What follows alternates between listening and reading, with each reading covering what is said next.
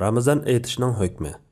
Savol. Assalomu alaykum hurmatli Abdul Aziz ustoz. Men Norvegiyaning Oslo shahrida turishliq Gulnar imam.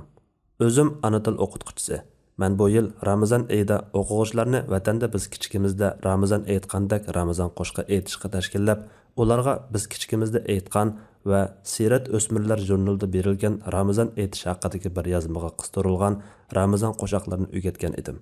Bugun bir ananing biz maslahat so'ragan ustozlar bu ish dinimizda to'g'ri emas deb maslahat berdi. Shunga balalar Ramazan qo'shiqi aytishga qatilmaydigan bo'ldi deb avatgan uchurini topshirib olib, dinimizning Ramazan qo'shiqi aytishga bergan hukmini bilib olay deb o'yladim. Mushu haqda bizga dinimizning yo'l yo'riqini yetkazgan bo'lsangiz, ko'p minnatdor bo'lardik. Alloh ajringizni ziyoda qilsin. Hurmat va salom bilan. Javob: Va alaykum assalom va rahmatullohi va barakatuh. Barliq hamd sanolar Janobi Allohga bo'lsin. Durud va salomlar payg'ambarimizga, u zotning oila tavobatlarga, ashablarga va u zotga toki qiyomatgacha ergashganlarga bo'lsin.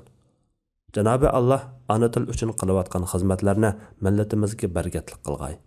Balalarning Ramazon oyi iftor vaqtida butun mahalladagi uylarning eshiklarini qaqib, Ramazon qo'shiqi aytish yoki tovlash va butun uylardan to'plangan yemak-ichmaklarni o'zaro o'rtoqlashish odati Sharqiy Turkistonda bor odat bo'lmasdan, balki butun islom dunyosida balalar qilib kelayotgan tarbiyaviy, axloqiy, ijtimoiy va iqtisodiy roli intayin cho'ng, go'zal islomiy odatdir.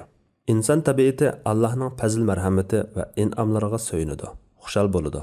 Müminler bo'lsa, boshqa dunyo ahlidan farqli holda Qur'on Karim nozil bo'lishga boshlagan, bir oy bo'yicha ro'za tutish farz qilingan, kechalari qiyomda turiladigan, zakot va xayr ihsonlar ko'p qilinadigan, gunohlar mag'firat qilinadigan, 8 jannatning eshiklari ochiladigan, 7 do'zaxning eshiklari taqiladigan, shaytonlar bog'lanadigan, oxirgi 10da 1000 oydan afzal bo'lgan qadr kechisidek ulug' bir kecha bor. Bu ulug' va barakatli oyning kelishi bilan xushal bo'ladi.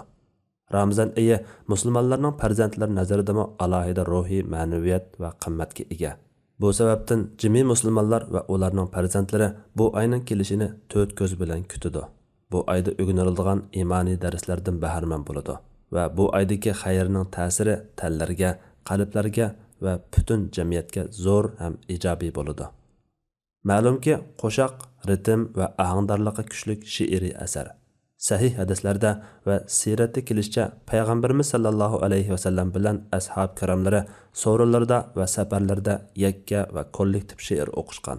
Boshqalardan she'r o'qishni talab qilgan va anglagan.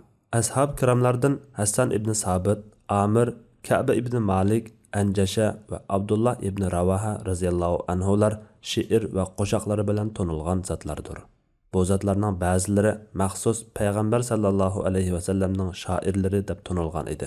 Qo'shiq, she'riyat va adabiyotning ijtimoiy hayotimizdagi tarbiyaviy roli va ta'siri intayin cho'ng bo'lib, buni payg'ambarimizning hayoti va hadis shariflari ta'kidlaydi. Undaq bo'ladi ekan, biz nima uchun o'zimizni va farzandlarimizni bundan mahrum qilamiz? Ramazon aytish nima uchun va nimaga asosan dinda to'g'ri bo'lmaydi ekan? Yuqorqilarga asosan deyalamizki, farzandlarimizning bu ulug' oyni xushallik bilan kutib olib, bir oy ichida Ramazon aytish faoliyatlarini qilishning hukmi mustahabdir. Ramazon qo'shiqlarini yoki mazmuni sog'lom qo'shiq she'rlarni haligu sahifasi bo'yalmagan narisida bolalar ekan, Ramazonda va uningdan boshqa oylarda cho'nglar aytsimi bo'ladi. Chunki biz biladigan Ramazon qo'shiqlari iymon, islomni va bu ulug' oyni ulug'lashni asos qiladi. Saxiylikni maqtash, baxillikni ayiblash, uy egalariga duo qilish, topqanni tang yeyish, qarindoshlik ruhini qanot yaydirish qatorliq esil imoni, axloqi va insoniy qimmatlarni o'z ichiga oladi. Uning ustiga bolalarning ko'nglini shodlantirib qolmasdan, yana uy egalari va cho'nglarni shodlantirdi. Bolalarning xotirasiga Ramazon bilan bog'langan go'zal aslamalarni qoldirdi. Uni cheklaydigan hech bir sabab yoki dalil yo'q. Shunga bu bizning islomiyat ruhi bilan sug'urilgan, ana tilimiz bilan yo'g'rilgan adabiy marosimiz va milliy an'anamiz sifatida mangu davomlashtirilg'ay. Alloh eng to'g'risini bilguchidir. Fatvoda Dr. Abdul Aziz rahmatulloh. Fatvolar majmuasi 3-tom.